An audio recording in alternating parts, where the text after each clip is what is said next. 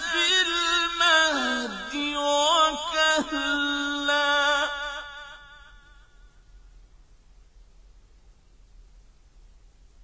وَإِذْ عَلَّمْتُكَ الْكِتَابَ وَالْحِكْمَةَ وَالتَّوْرَاةَ وَالْإِنجِيلَ.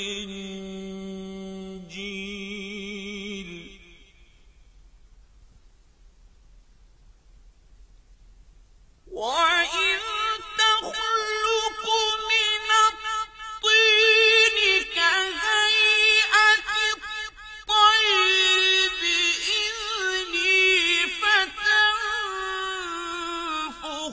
فِيهَا فَتَكُونُ طَيْرًا بِإِذْنِي وَتُبْرِئُ الْأَكْمَهَ وَالْأَبْرَصَ بِإِذْنِي.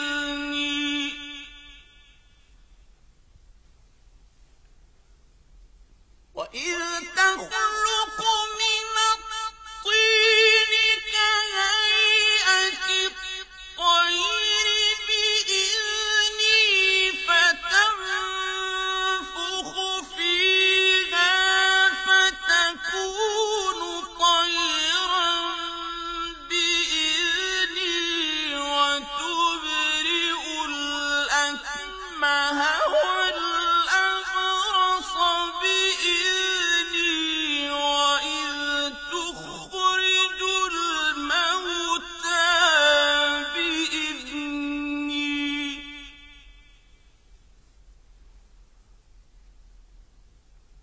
وَإِذْ كَفَفْتُ بَنِي إِسْرَائِيلَ عَنكَ إِذْ جِئْتَهُم بِالْبَيِّنَاتِ فَقَالَ الَّذِينَ كَفَرُوا مِنْهُمْ إِنْ هَٰذَا إِلَّا سِحْرٌ مُّبِينٌ.